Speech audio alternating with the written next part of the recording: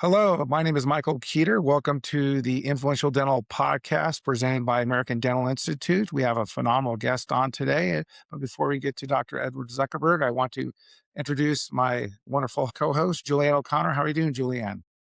And fantastic. Thank you so much. So excited about our guest today because we go way back. We've shared a few stages together, but he is amazing and everyone will know who he is as soon as you introduce him. For those of you who are just listening, those of you who are watching, you can see him already. So, hi, welcome, Dr. Zuckerberg. So nice to have you on our show.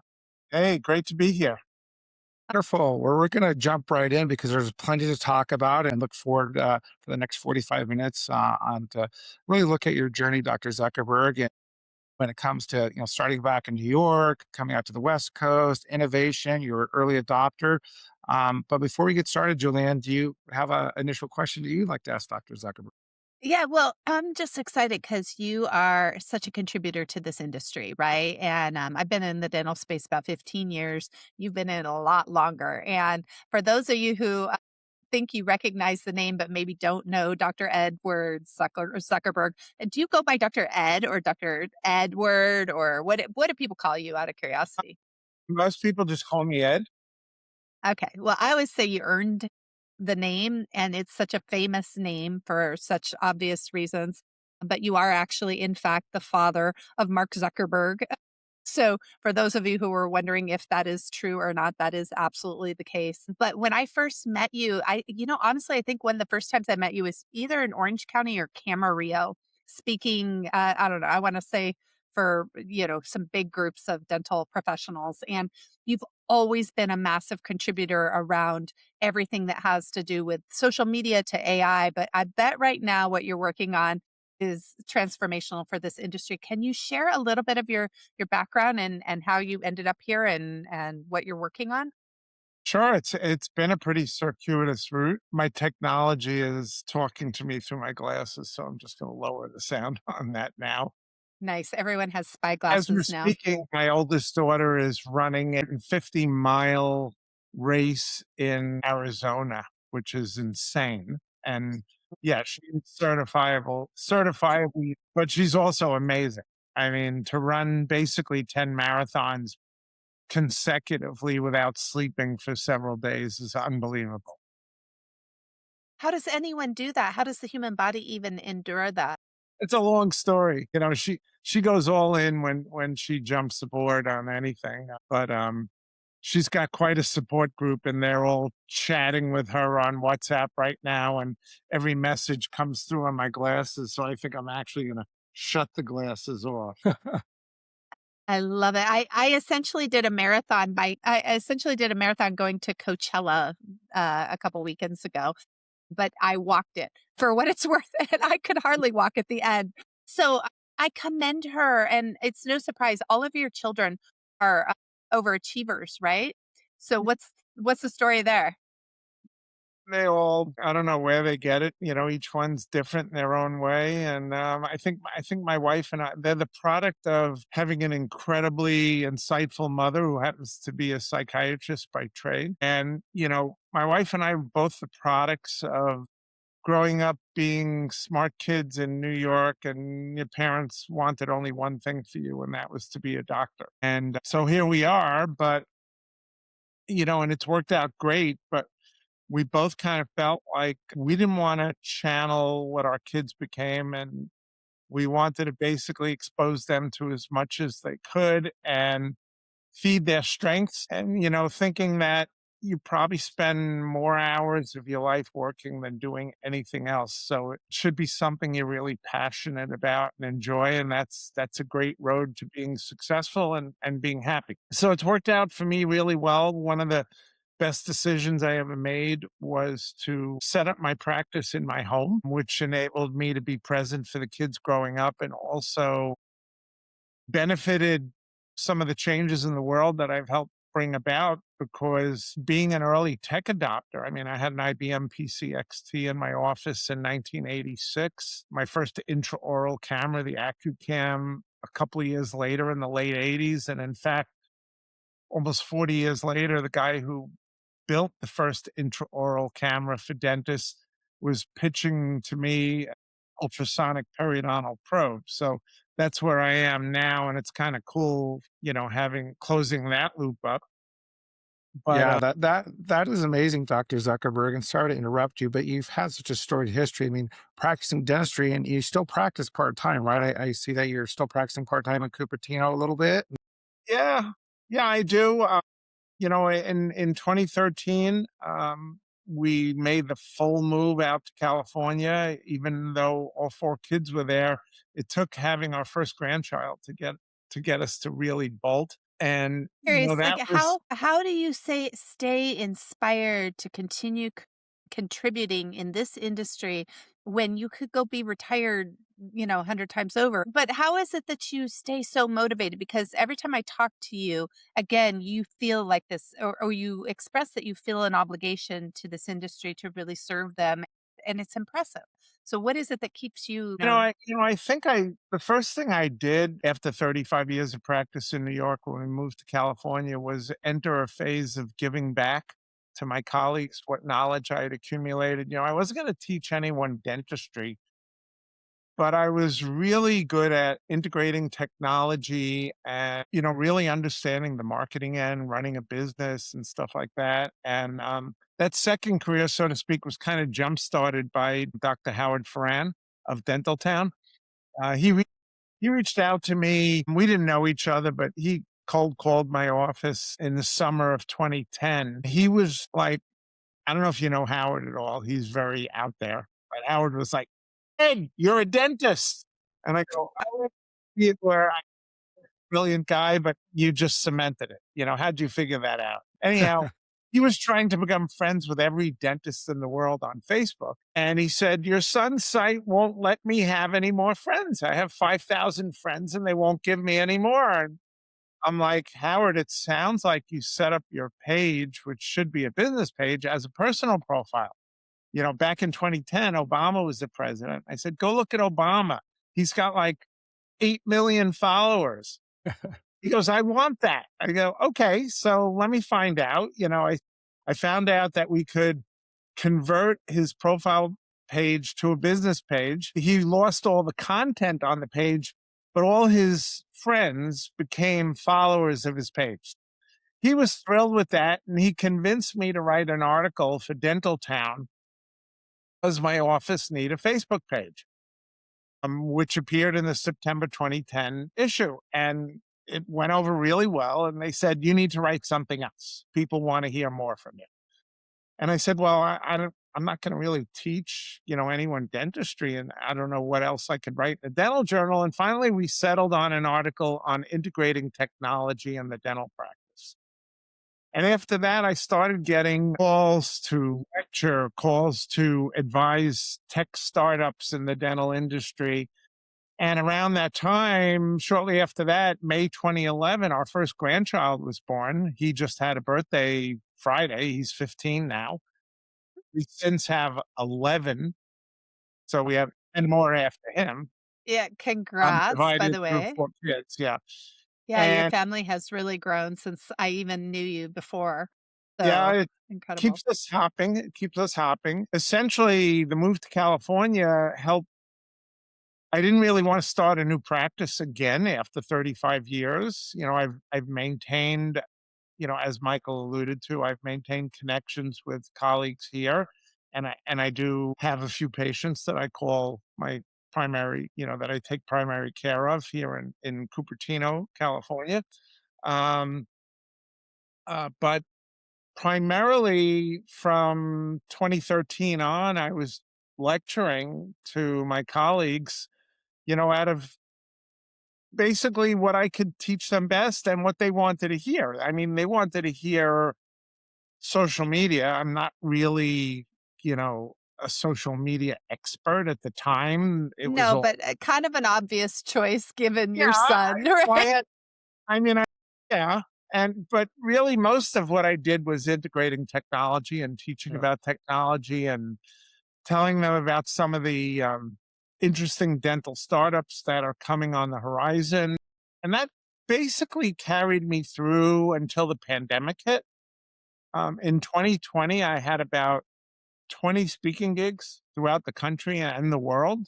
that obviously were all canceled except one that I did early in January before the pandemic in February. And I turned to doing some webcasts and things like that from home and continued consulting via phone calls with the companies that I was advising, most of which were in tech, dental tech, like robotics, company developing a robot to do crown preps, smart toothbrushes, AI interpretation of digital x-rays.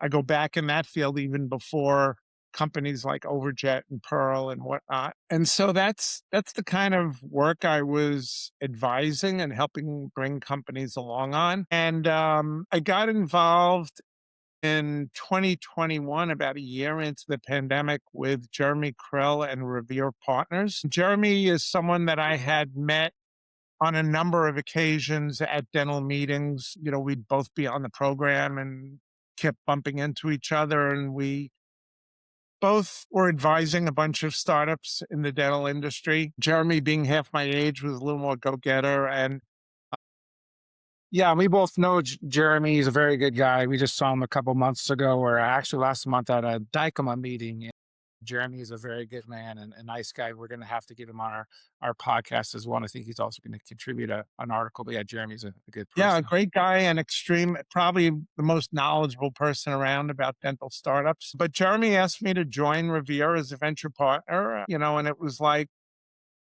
pretty much what I was doing, but on steroids. So we had a backlog we had to sort through at that time in 2021 of over 200 companies that we needed to do diligence on. And the thing I loved about that was I got to work with bunch of other top dental industry KOLs and collaborate together and share our ideas about companies, whether we thought their ideas were viable, what needed to change to make it work, and things of that nature. If a company had FDA regulatory, we had FDA regulatory experts. If a company had a chemical, we had chemists. So anything that wasn't in our wheelhouse, we could bring in experts that helped us evaluate companies that Revere would consider investing on. And a lot of the companies wanted me as an advisor, even if Revere didn't invest. So the portfolio of companies that I advised kept growing. Relatively early into the cycle, I met a company called Keystone Bio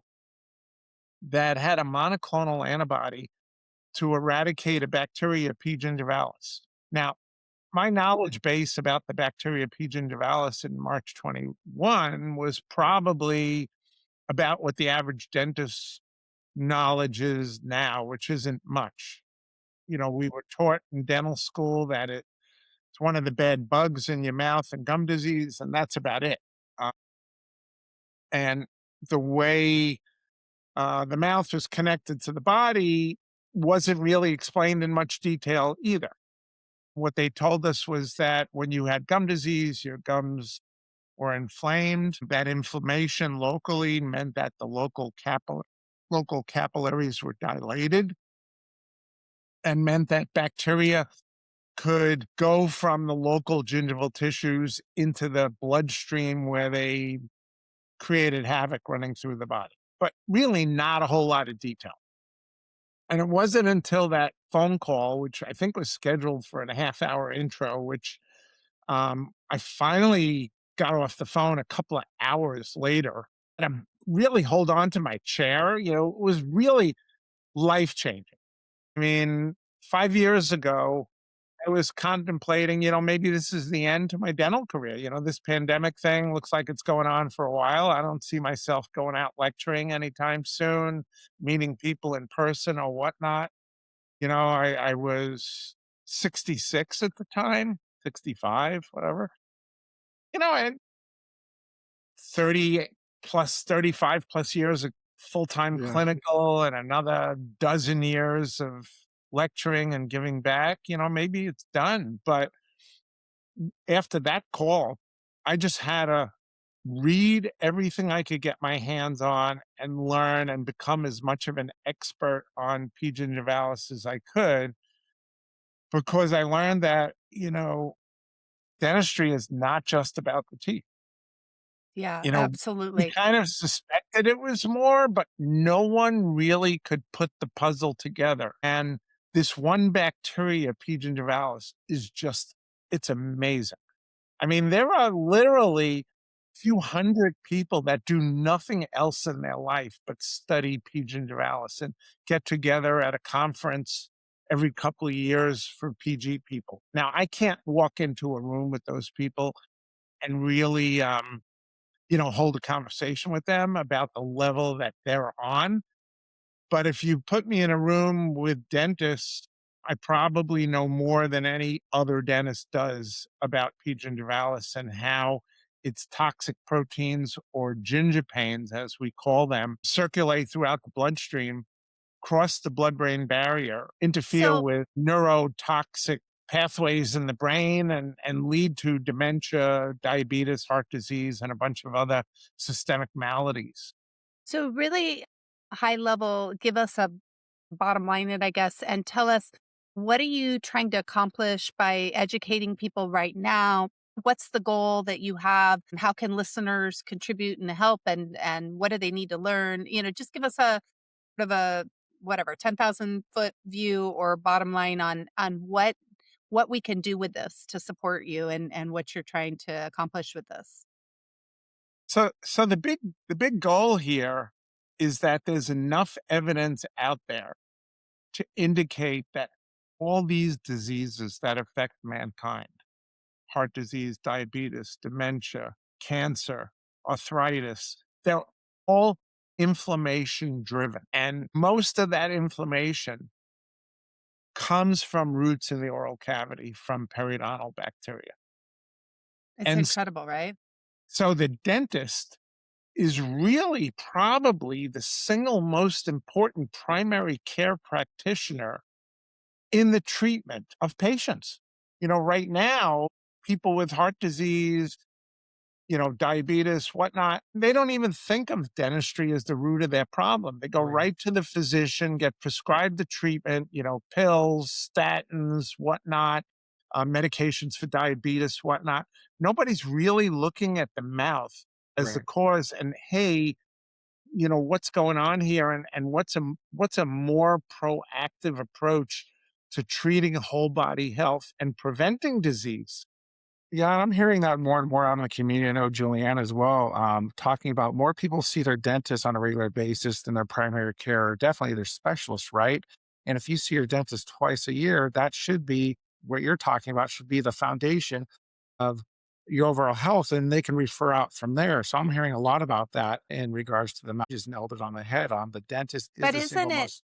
crazy to you, Mike, that people are not testing and they're not doing saliva tests, they're not doing some of these foundational pieces. The conversation is not happening in dental offices No, nearly as much as what it needs to be. it's not. And this is where I get to thank you for having me on today, because what I realized I needed to do was drive awareness. And what I've been doing in the last 5 years, and I really feel, even though I'm 71 now, and I've got all these great travel opportunities. My son, for my 70th birthday, got this mega yacht that, we get to go on a few times a year, which is just an out of body experience. And if you're a little too busy, Mike and I are looking for an experience right now. Or I'm 6'4", I could be a personal bodyguard, but no, that's amazing. But I see where you're going with that. I mean, you have a lot to give back, and this literally is Well, is you know, and, transformational. and also because of my son, the name obviously has recognition, and doors seem to open for me that don't open for other people. Like anyone I want to speak to, any newspaper I want to be interviewed by, any magazine I want to, get a story in, I can get those doors open and can be there. So I almost feel it's a responsibility that I have to use the combination of my knowledge and the power of my name that opens doors to be the driver in educating both the profession and the lay population. So, what I've been doing the last 5 years, in addition to lecturing to colleagues professionally wherever I can via podcasts like these, via live lectures, which I can only do so many per year, I also like to get featured and discuss, in lay person publications, because it's critical to explain to the public. I think the public ultimately has to drive They're going to drive this it. change. Yeah. You know, Anything Oh, I'm sorry, Dr. Zuckerberg. What I was going to say is anything we can do with our platform and how we came together with Influential Dental. Obviously, our podcast, we're out here to talk with the most influential people in the world regarding lifestyle and mindset. And this proves to it. We also have a magazine called Influence. So any way that we can help support you and your cause, obviously, we've known you for years as well. And the companies that you affiliate yourselves with that are so far to name that are doing some amazing things as well. And Julianne can speak on that as well. We all have families, we all have parents, grandparents, and other things that really can benefit from this, and then our children as well. So anything we can do through our platform, count us in to help support that message because I agree wholeheartedly with what you're doing. Julianne, do you have anything you'd I like to share? appreciate that. I mean, right now, I try and tie everything I do to revolve around awareness and therapy for the oral systemic connection. So, the companies that I advise and that I spend the most time with now are companies that are actually working on treatments and technologies to eradicate the bacteria, stabilize the dysbiotic oral microbiome.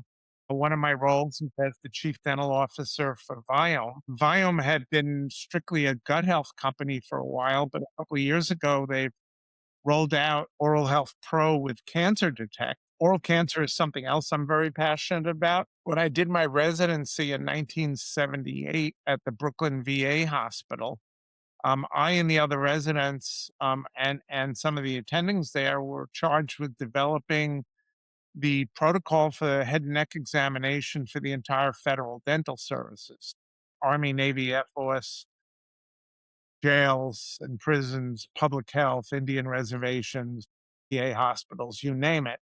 Uh, and I was doing, head and neck examinations and oral cancer screening on patients back from my early days in practice in 1979, back when patients, used to look at me when before I picked up an Explorer in a mirror, I'm feeling their neck up and some of them asked me if I was a sexual pervert, you know. I mean, now if a dentist doesn't do that, they say, what about the oral cancer exam? Aren't you going to check me for that? So we've come a long way, big but, 1978, the 5-year survival rate from oral cancer was 50%. 50 years later, the 5-year survival rate for oral cancer is 50%. We've got Yeah. some incredible technology that allows us at the time that we whack off half of someone's mandible and dissect half their neck, we can also take a chunk of their tibia from their leg, pre-fit it with implants that we've scanned from 3D cone beam scanning, and basically at the same visit that their mandible is removed, we can graft in part of their leg bone as a new mandible with teeth that are in occlusion when they wake up. So we've come a long way with incredible treatments, but we're not finding the cancers earlier, which is a necessary critical part to increase the lifespan of people diagnosed with oral cancer. That's where Viome comes in. Yeah. It's Viome, interesting.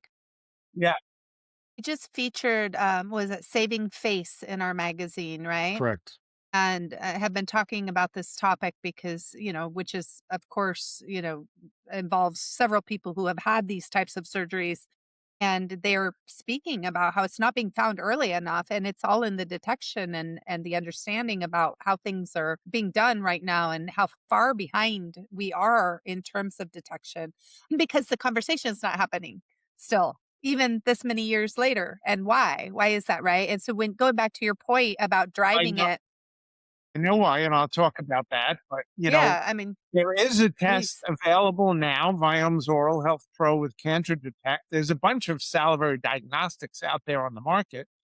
Biomes is the only one that has a reasonably priced total oral screen that not only screens for gum health, caries susceptibility, bad breath, and its causes of salivary dysbiosis, but also a screen for squamous cell carcinoma of the mouth and throat with a 96% sensitivity. So, uh, why it's not being used religiously?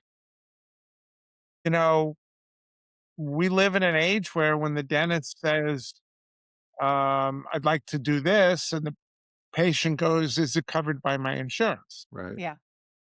Right now, when I started dental practice almost 50 years ago, dental insurance helped me because my colleagues weren't accepting it. I started a new practice. I was taking everyone's dental insurance. And in 6 months, I built a full time practice up from scratch.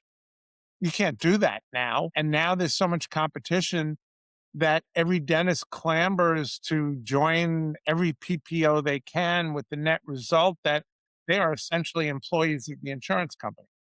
Um, Right. when I moved to California in 2011, I had an associate that I offered to sell my practice to, and I showed him the actuarial numbers. He was a great associate. He was actually taking home about 300,000 a year working for me as an associate, which means he was making me money too. And I had my accountant draw up the numbers. He could buy the practice from me, still draw over 300,000 a year and build equity in the practice. And he told me he couldn't see through signing his name to more paper, that he was already 400,000 in debt from dental school and college. And I'm like, so you're going to work as an associate for the rest of your life? And he said, I guess so. So that's why we Isn't have that corporate unfortunate? dentistry proliferating, um, because of that, the burden. I mean, I hate to, dentists today cringe if I tell them that my 3-year dental school education at NYU cost 20,000 and the first practice I bought was 5,000 all in. Right?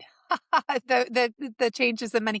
So listen, I wanna pivot for yeah, I want to pivot for just a minute because, a lot of people tune into our show because they really want to hear a little bit about your personal background, a little bit of your personal journey, in addition to the clinical, which we do a lot less of, but it's so interesting. And I agree with you. Just going back to, I think this has to be driven by the patients. I think we have to understand that just because insurance doesn't cover your walk around the block doesn't mean it's not important to take it, right? And so we need to definitely be having these conversations more and more. And there's a handful of things that I'm seeing are not being implemented fast enough, in my opinion. But I would love to really quickly, first of all, just going back to the technology conversation.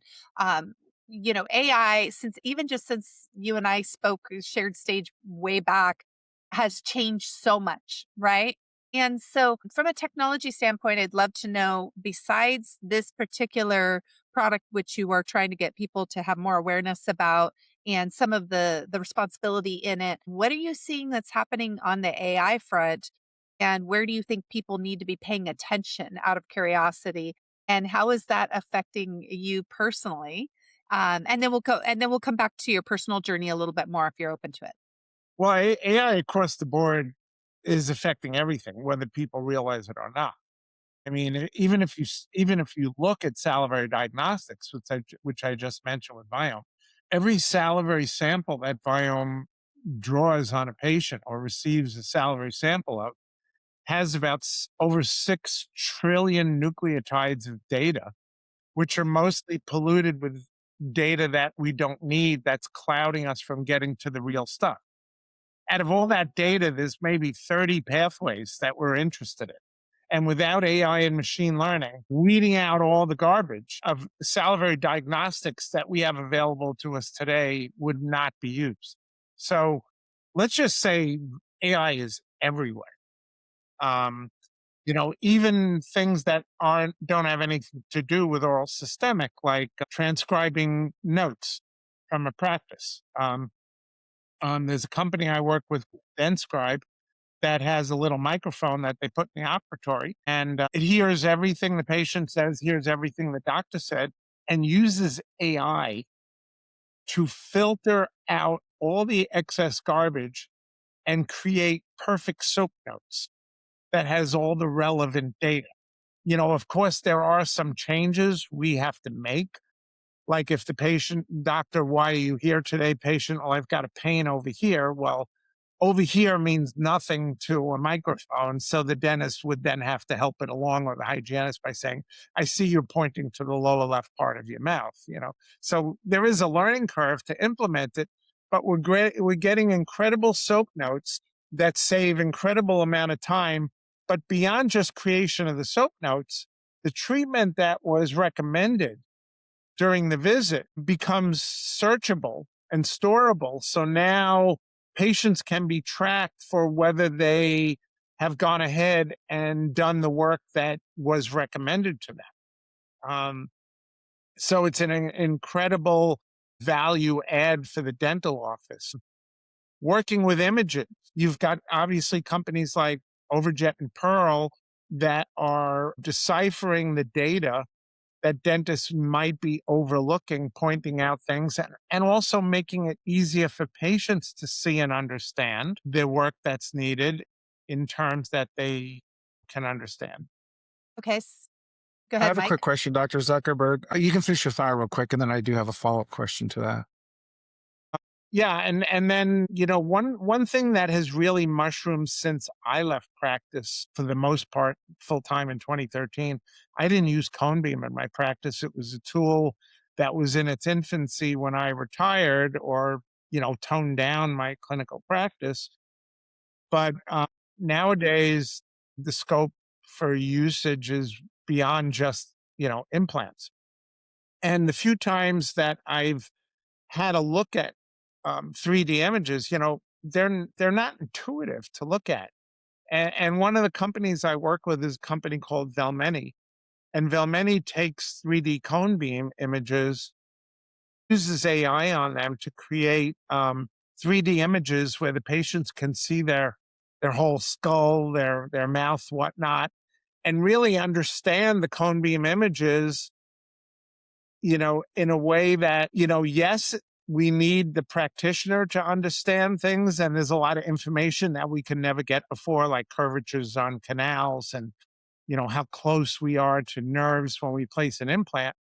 But we can't forget that the patient component of understanding the needs for their own work is what ultimately gets the patients to say yes and help the practitioner convert necessary treatment to accepted treatment and Correct. reaffirm their bottom lines.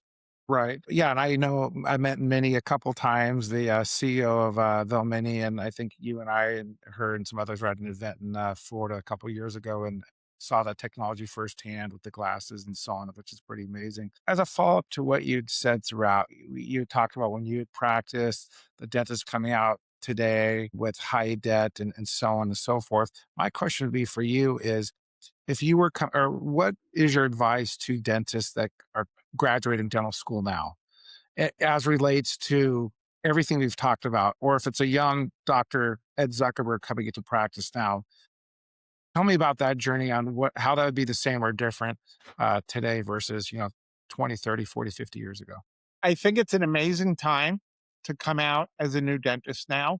I think they have to not fall into the trap of just accepting a job. I think they need to focus on, realizing that dentists, and there are a few new dental schools, Toro in Westchester County in New York, among others, that focus on educating dentists that they are physicians of the mouth and that the mouth is, you know, part of the body that needs to be treated. And so embracing the medical part of dentistry will allow the new dentist to establish the kind of relationships that I had with my patients, where patients were in my practice for 35 years, where their kids were patients of mine, where their kids grew up and got married and then brought their kids in to see me. When you don't get that kind of joy unless there's trust and rapport and a feeling that you're the practitioner that really cares about them as people. It's easy to get away from that now. I agree with you too. And Julian, you were saying that as well. Wholeheartedly. It's about trust. It's about those relationships. It's about what you're doing for them as people, not just filling a space or, cleaning a gum. Yep. Today's generation are really focused on longevity. I see, my own daughter, I asked her what she's actually, my youngest daughter is in venture capital. This is the one that just had her her second child in January. And not only does she want to live to 100, but she wants to be skiing when she's 100.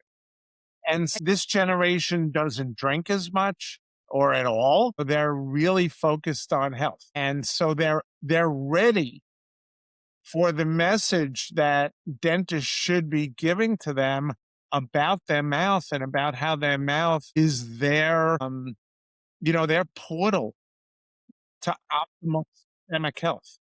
I agree with you entirely, and I think it's fascinating because I really think that with AI and some of these technologies, if people come into this out of the gate realizing what an impact they can have on people's health in this industry in dental, which has been really taken for granted relative to their impact on medical, and the long term ramifications on people's health, I think it's going to shift a lot of things with our humankind. But I'm sure this is now I'm gonna go another direction again. I'm sure everybody asks you, what's Mark up to? Because we're all thinking, okay, what does he know that we don't know? And so I'm curious, looking at your children coming up, from another perspective, having been guided by you and just been so successful already, what is it that they're contributing and or what are you seeing and learning from these younger generations right now that you think people might be missing in the industry that maybe they're not listening or whatever else? I think they're always trying to be a step ahead and look to the future. So, I mean, I know the predominance of the work Meta is doing now on a development basis is in AI, and they have been for a while. I think Meta was accused, whether rightly or not, that they were slow transitioning from computer based social media to mobile based social media. And I guess they don't want to make that mistake again. It's harder to it's easier to be proactive, although more expensive than it is to try and follow and copy the next greatest thing. It's a lot easier to be the trendsetter and the leader. Obviously, all the big tech companies now are putting a lot of money in AI and um, really looking to revolutionize everything we do. And Yeah. Well, what I think is what you're doing and others in your field is to, like I said, help people live better, longer, more productive lives through the oral cavity. And I agree with you and all the data and things I've seen as well. So what you're doing, I think, is more important than I think a lot of the AI and some of these other things, because again, no one's going to be able to enjoy the AI and all those things if we're not healthy and we're not happy and productive citizens. So I Well, really it all love goes where in hand. You got to do it with the AI.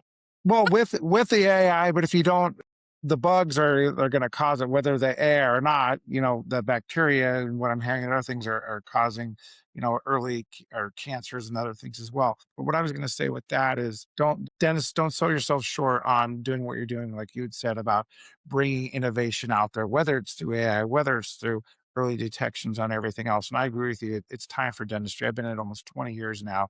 It's a great profession. I've seen surgical, restorative, everything else, and I do think it's the cornerstone of health moving forward. My question is, I know we do have some time left, and I know we've been talking pretty heavy here, but I know early in our conversation we talked a little about your family, your grandkids. I want to know what Dr. Ed Zuckerberg does for fun and fun and on your off time if you have any off time.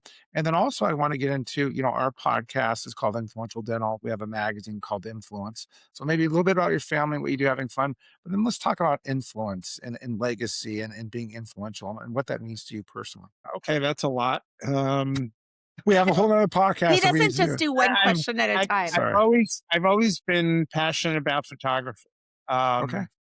Landscapes, sports, underwater. When I got a camera when I was 18 or 17 when I graduated high school, and when I was in my residency in the VA hospital, the perio attending told me, take advantage of this year. You're not going to be ever under any time pressure here. When you get into private practice, it's going to be boom, boom, boom, boom, boom.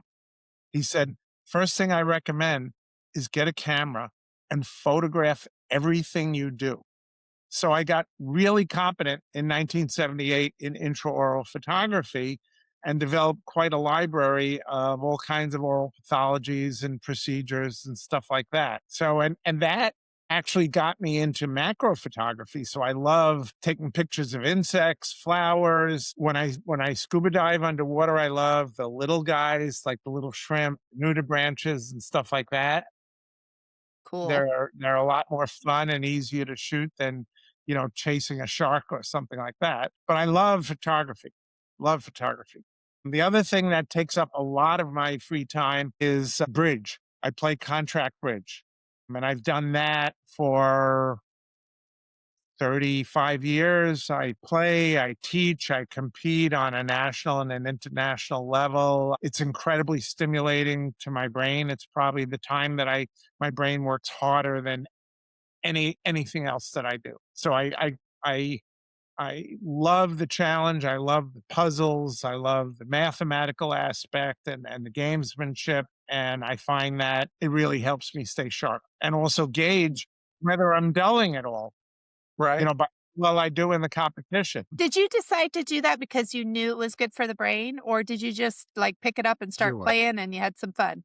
When I was in college, I started playing hearts and spades, and we played for like light, friendly stakes, like a penny a point.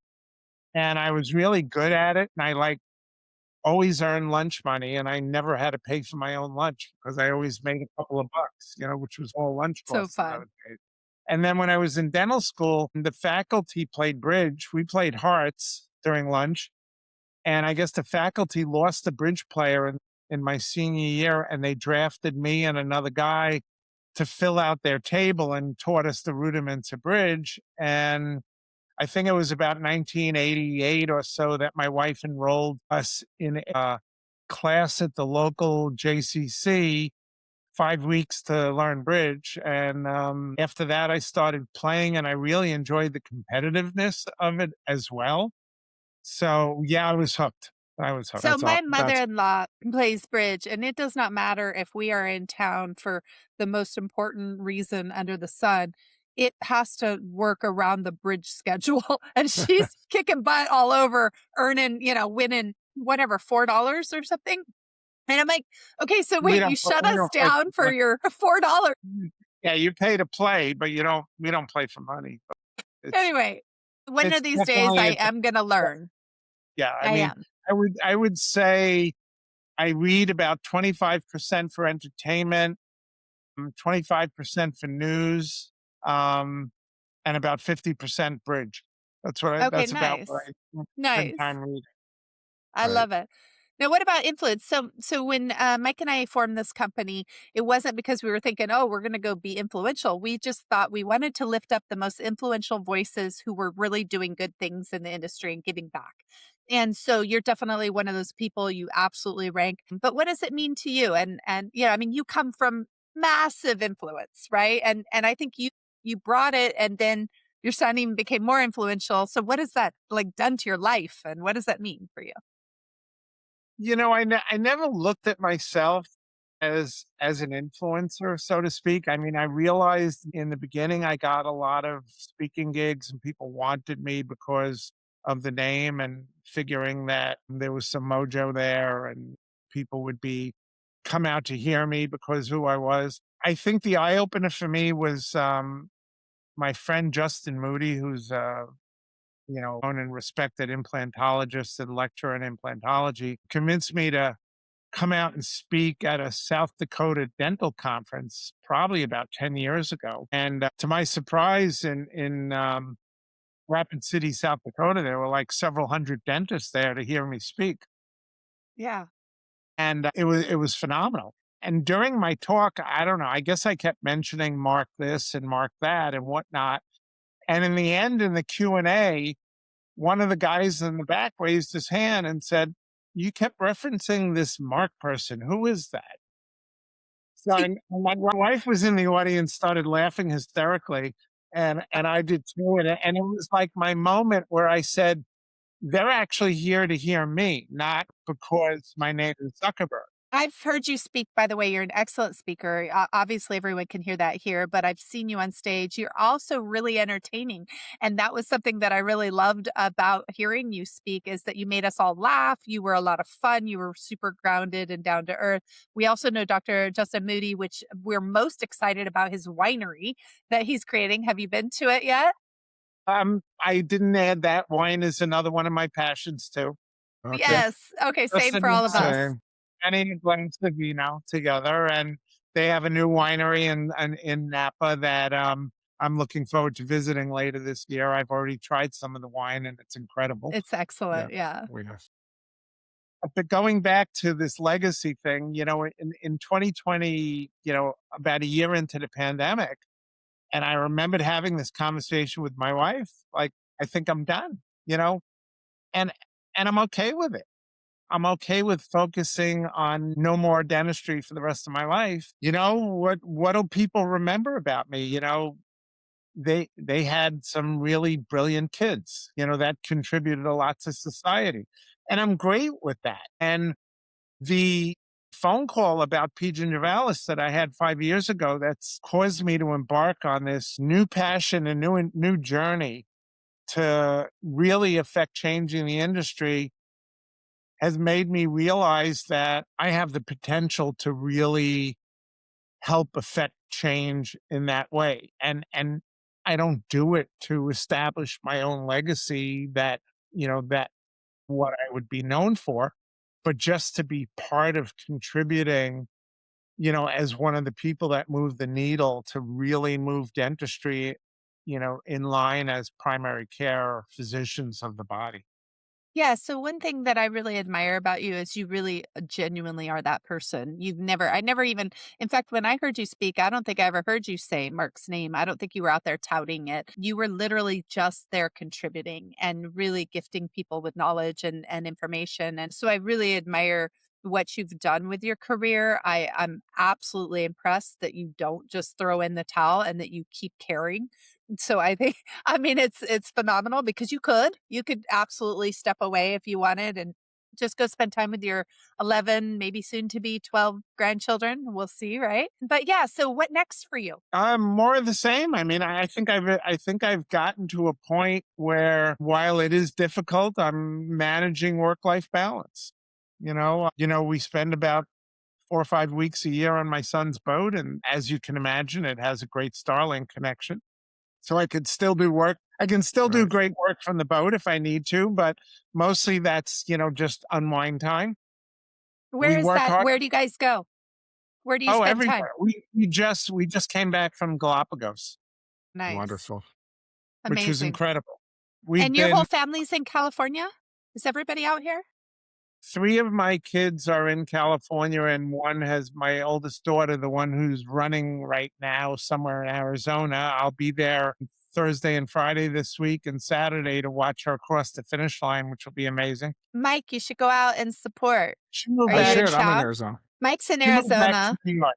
She moved back to New York about 10 Okay. years ago with her three kids and her Okay. husband. And she has her own media company and she produces Broadway shows. She's won, I think last time I counted, either 3 or 5 Tony Awards producing Broadway Wow. shows. She's been on Broadway, doing the part of Regina in Rock of Ages. She was always passionate about music and singing as a youngster, and she never lost that. So that's great. Our Incredible. other three kids and 8 of our 11 grandkids are here in California.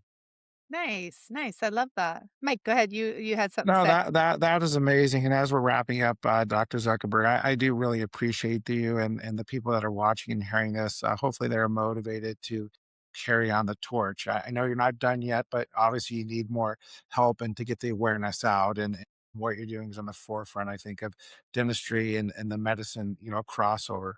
I mean, this is a group effort. Obviously, there's only one of me, but I bring in people who are passionate about this topic.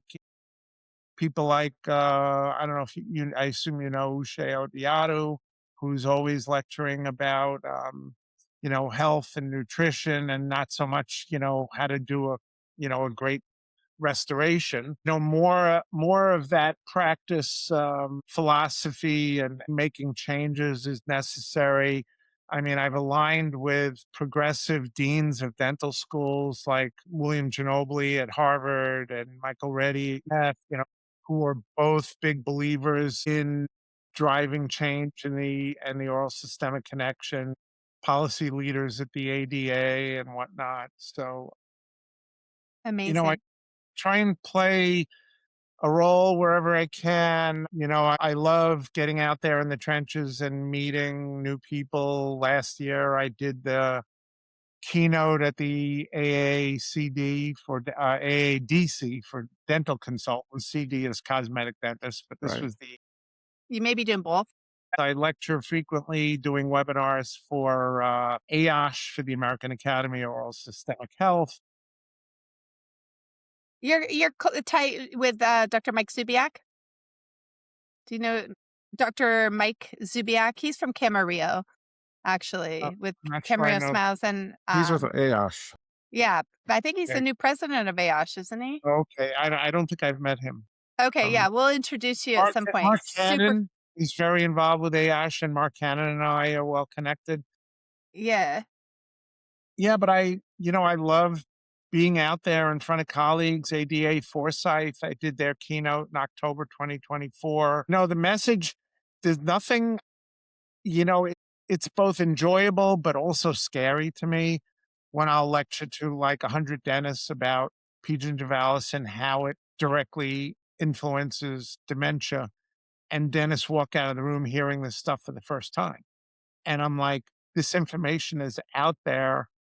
It just tells me there's so much more work to do when dentists today are still just hearing about it for the first time. So why is this not and it's similar to mental health for dental or how to run a business or how to, how use social emotional skills. Why isn't this especially being taught in schools before people are graduating? Is it just because it's so newly discovered, or why do you think this is not being implemented more in the school environment?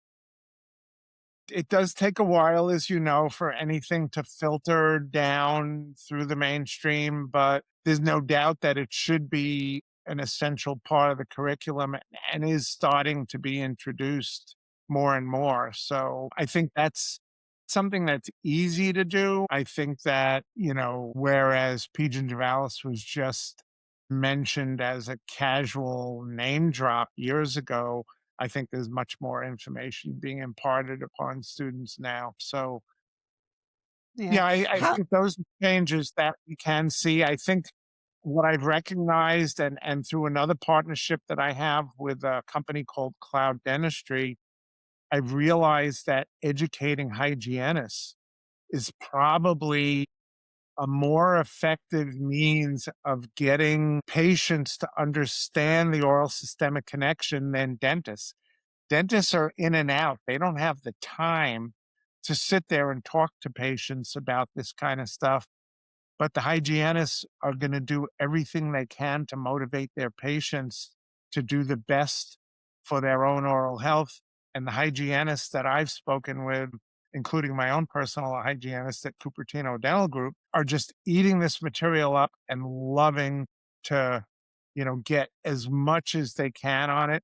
Most of the best speakers now on salivary diagnostics and, the oral microbiome are hygienists. Yes. Yeah. Yeah, definitely. Well, we know Cloud well. In fact, I think we're going to have Trey on the show if he'll join us as well at some point here soon. But here's what I would offer you if you have any other incredible people that you're partnering with that are, influential and great speakers that would like to be on the show, definitely we'd invite them to be our guest as well to continue to spread this message. It is so much an honor to have you on our podcast. Genuinely, I really just can't tell you how much I appreciate you being a part of this. And a huge shout out to American Dental Institute for being our co-collaborators on this podcast. And where can people find you if they want to learn more or they want to follow you on social or whatever the case might be? What's a good way for people to connect with you?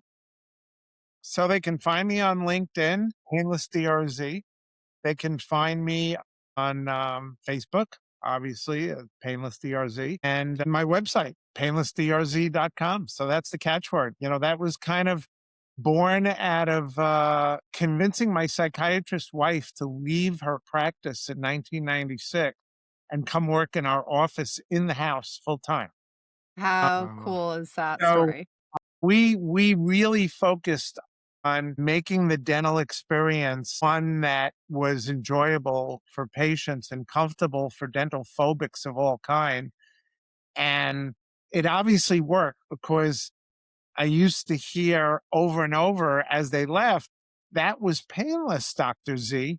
And so, the catchphrase caught when I opened my website in 1996. So painlessdrz.com is where I'm found.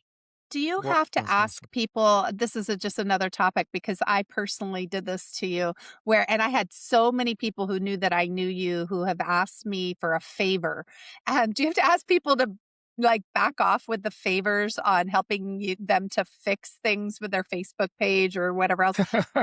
I'm not even kidding because I literally just tell people, "No, I'm not calling that favor. I did it once. I'll never do it again." But you did. You helped somebody bring back an Instagram account that was such a high profile account that got shut down over, blood or something. And I've always appreciated you for helping them. They were a client of mine, Now, but they're very one of high the profile. one of the problems of growth, and across all the Meta apps, I think the number is staggering. I think it's over 3 billion people are using a Meta app of some kind, either WhatsApp, Instagram, or Facebook around the world. Being a public company, they answer to stockholders, and stockholders want them to cut costs wherever they can. So we've seen in the news that there have been layoffs, over the years, and, they're hesitant to lay off engineers, the most prized, employees they have. So unfortunately, a lot of the layoffs occur in customer service. And a lot of the customer service work is replaced by AI. You see that not just in social media, but everywhere. I mean, you Right. virtually can't get past a bot or some kind of AI chat bot to get to a live person anymore. So I feel people who, struggle and aren't getting the results they can. So when people do reach out to me, I try and help them, but I have limited bandwidth. I'm juggling, He has other things to do. like we've Yeah, so said please here, don't reach out asking for that I'm favor. juggling travel, bandwidth, advising companies. I just have so many hours in the day to answer emails. It's not Yes, on. he'd be be a father, be a husband, be a grandparent. That's amazing, Dr. Zuckerberg. I do very much appreciate your time as well. Find Michael and me on Instagram at Influential Dental. Dr. Zuckerberg, thank you so much from the bottom of my heart, genuinely. And we Thank you. appreciate you being here. I love doing this, and I love spreading the word. About the oral systemic connection and what I'm passionate about, and the changes I'm trying to bring about. I love spreading the word. Amazing. Thank Thank you you again. again. Thank you, Michael, for a great show. Appreciate Thank you you, both. Julianne.